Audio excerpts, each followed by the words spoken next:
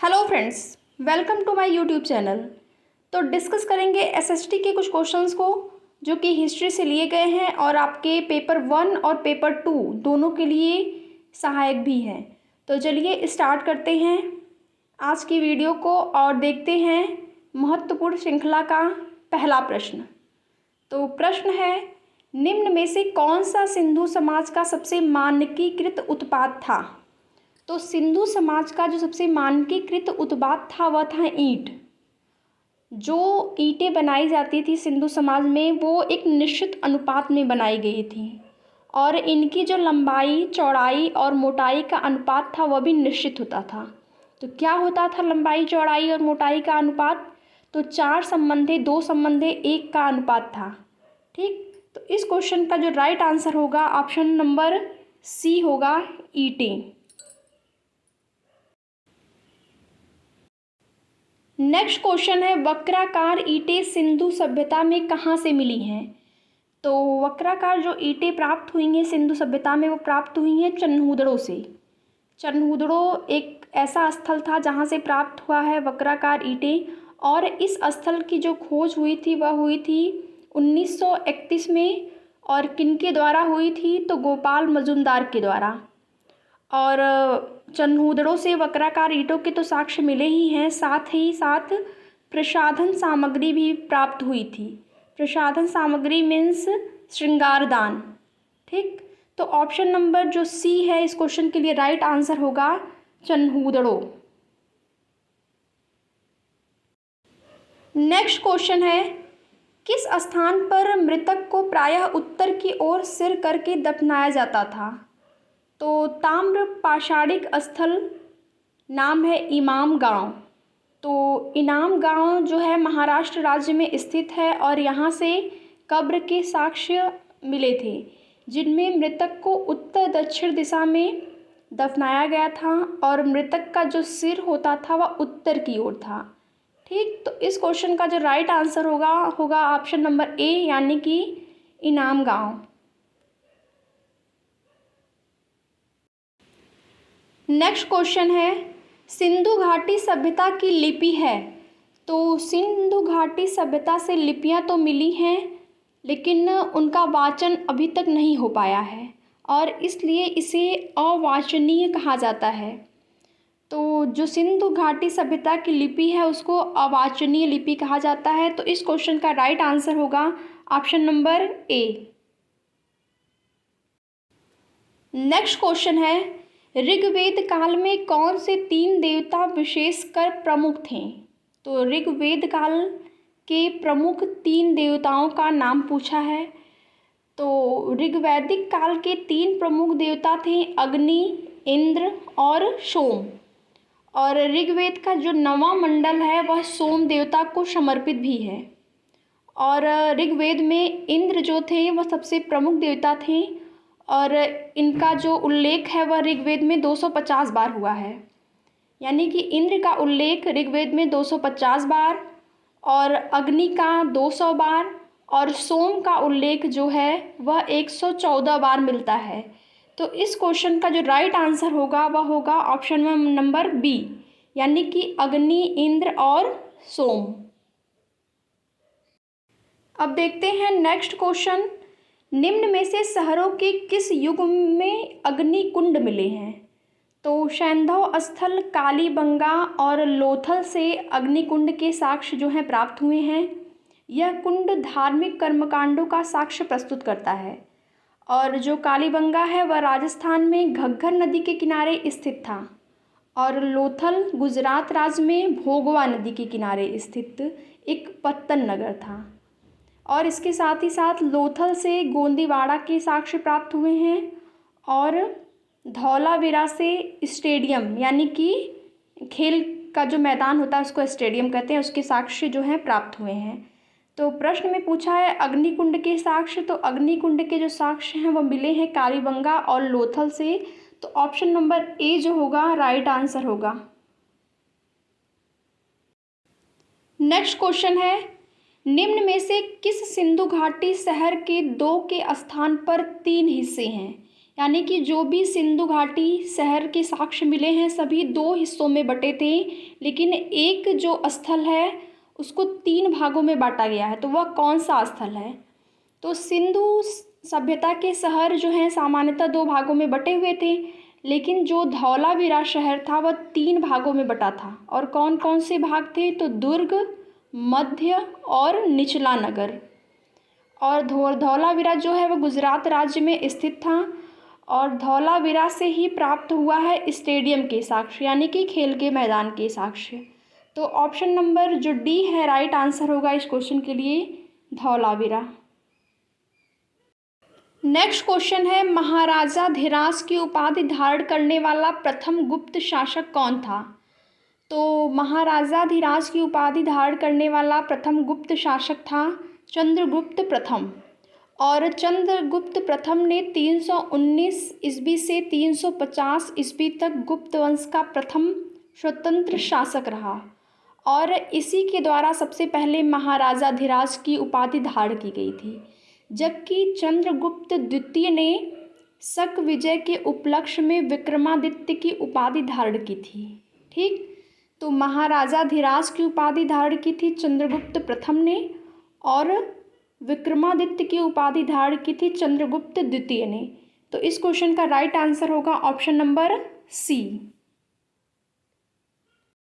Next question है, किस काल में कर प्रथा का विशिष्ट महत्व था? तो प्राचीन भारत में गुप्त काल में कर प्रथा का विशिष्ट महत्व था और गुप्त काल को प्राचीन भारत में स्वर्ण काल के नाम से भी जाना जाता है। और इस काल में राज्य की आय का जो प्रमुख स्रोत था वह कर था। और कर जो हैं कई प्रकार के होते थे, जैसे भाग, भोग, ऊपरी, शुल्क, ये सब जो थे करों के प्रकार थे। तो ऑप्शन नंबर बी जो है इस क्वेश्चन का राइट आंसर होगा, गुप्त वंश। नेक्स्ट क्वेश्चन है, भारतीय इतिहास में स्वर्ण युग किस काल को कहते हैं? तो भारतीय इतिहास में स्वर्ण युग कहा गया गुप्त काल को। ठीक, और गुप्त काल में कला, साहित्य, स्थापत्य, गणित, खगोली और धर्म के क्षेत्र में काफ़ी वृद्धि हुई, जो मील का पत्थर भी साबित हुई थी। तो ऑप्शन नंबर जो सी होगा वह राइट आंसर होगा, गुप्त काल को स्वर्ण काल कहते हैं इतिहास का। नेक्स्ट क्वेश्चन है, कन्नौज पर लंबे समय तक त्रिपक्षीय संघर्ष किन 3 राजवंशों के बीच चला? तो कन्नौज के राजा थे हर्षवर्धन। कन्नौज जो थी वह राजा हर्षवर्धन की राजधानी थी और इसकी भव्यता के कारण इसे महोदय नगर भी कहा जाता था। और हर्ष की मृत्यु के बाद कन्नौज पर अधिकार के लिए त्रिपक्षीय संघर्ष प्रारंभ हुआ। और किन किन राजवंशों में त्रिपक्षीय संघर्ष शामिल हुआ? तो वह राजवंश हैं गुर्जर प्रतिहार वंश, पाल वंश और राष्ट्रकूट वंश। तो इस क्वेश्चन का जो राइट आंसर होगा वह होगा ऑप्शन नंबर बी। तो त्रिपक्षीय जो संघर्ष हुआ वह हुआ पाल वंश, राष्ट्रकूट वंश और गुर्जर प्रतिहार वंश के मध्य। नेक्स्ट क्वेश्चन है, औषधि से किसका संबंध नहीं है? तो औषधि का संबंध जो है वह है धन्वंतरी से, चरक और सुश्रुत से। ठीक, और धन्वंतरी को औषधि विज्ञान का पिता भी कहा जाता है। तो धन्वंतरी, चरक, सुश्रुत का संबंध जो है वह औषधि से है, जबकि भास्कराचार्य का संबंध औषधि से नहीं है। भास्कराचार्य जो थे वो एक गणितज्ञ, ज्योतिष शास्त्री और खगोल शास्त्री थे। तो इस क्वेश्चन का राइट आंसर होगा ऑप्शन नंबर बी, यानी कि भास्कराचार्य। नेक्स्ट क्वेश्चन है, चाणक्य को किस नाम से जाना जाता है? तो चाणक्य का मूल नाम था विष्णुगुप्त और इनका एक अन्य नाम भी था, और क्या था? तो कौटिल्य था। और चाणक्य जो थे वह मौर्य साम्राज्य के संस्थापक चंद्रगुप्त मौर्य के गुरु भी थे और प्रधान आचार्य भी थे। और चाणक्य ने राजनीति पर आधारित प्रसिद्ध पुस्तक अर्थशास्त्र की रचना भी की है। तो इस क्वेश्चन का जो राइट आंसर होगा वह होगा ऑप्शन नंबर सी, चाणक्य का अन्य नाम क्या है?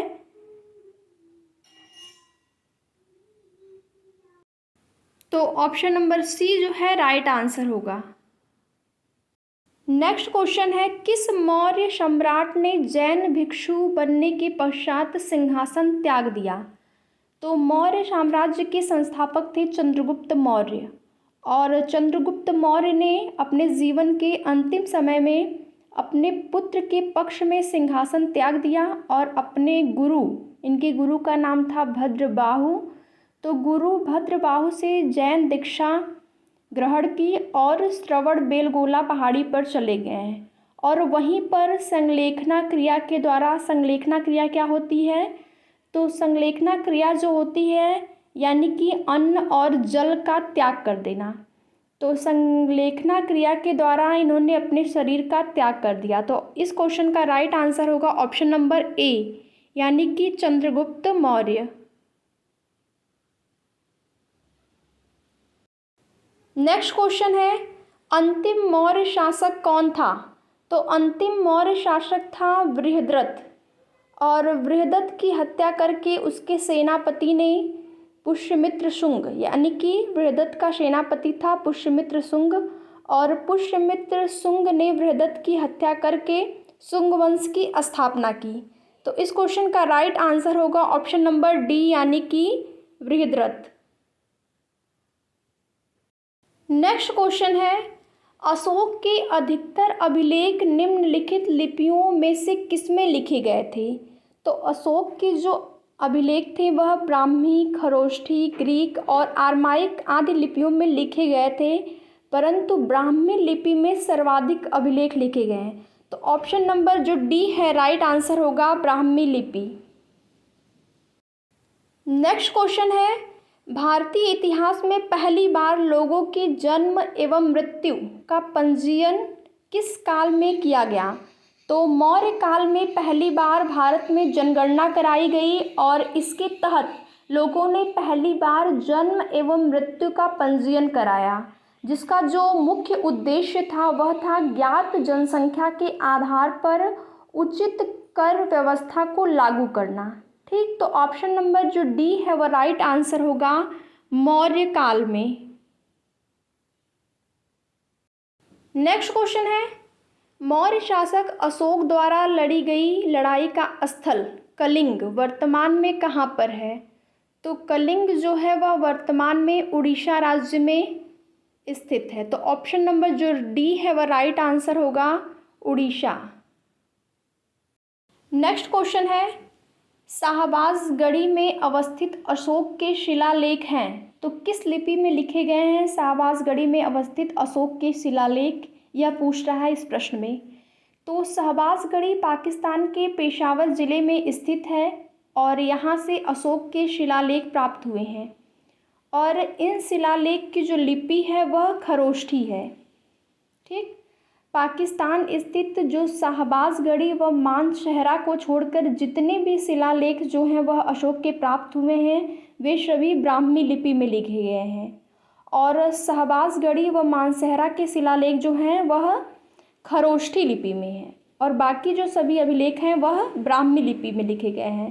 तो पूछा है शाहबाजगढ़ी में अवस्थित अभिलेख, तो यह लिखा गया है खरोष्ठी लिपि में, यानी कि ऑप्शन नंबर जो ए है राइट आंसर होगा इस क्वेश्चन के लिए। नेक्स्ट क्वेश्चन है, अधिसंख्य कुषाण मूर्तियां प्राप्त हुई हैं तो कहाँ से प्राप्त हुई हैं अधिक संख्या में कुषाण मूर्तियां? तो मथुरा से अधिसंख्य कुषाण मूर्तियां जो हैं प्राप्त हुई हैं, और कुषाण काल में मथुरा जो था वह कला का प्रमुख केंद्र था।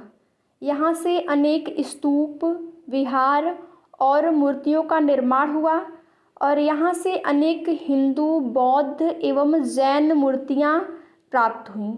तो ऑप्शन नंबर जो सी है वह राइट आंसर होगा मथुरा से। नेक्स्ट क्वेश्चन है, निम्नलिखित में से किस प्रथा की शुरुआत जो है राजपूतों के समय में हुई थी? तो राजपूतों के समय में हुई थी जौहर प्रथा की शुरुआत, और क्यों हुई थी यह भी जान लीजिए। तो जब देश पर मुस्लिम आक्रमणकारियों की गतिविधियां जो बढ़ने लगी, तो राजपूत राजाओं की जो स्त्रियां होती थीं वह अपने सतीत्व की रक्षा के लिए सामूहिक रूप से एक चिता में जलकर अपने प्राणों को त्याग देती थीं। ऐसा वह क्यों करती थीं? तो जो मुस्लिम आक्रमणकारी थे उनसे बचने के लिए करती थीं। और इस प्रथा का सबसे पहले सर्वप्रथम जो प्रचलन था वह हुआ अलाउद्दीन की चित्तौड़ आक्रमण के समय, जिसमें रानी थी जिनका नाम था पद्मिनी, और उन्हीं के साथ हजारों स्त्रियों ने चित्तौड़ के दुर्ग में जौहर करके अपने सतीत्व की रक्षा की थी।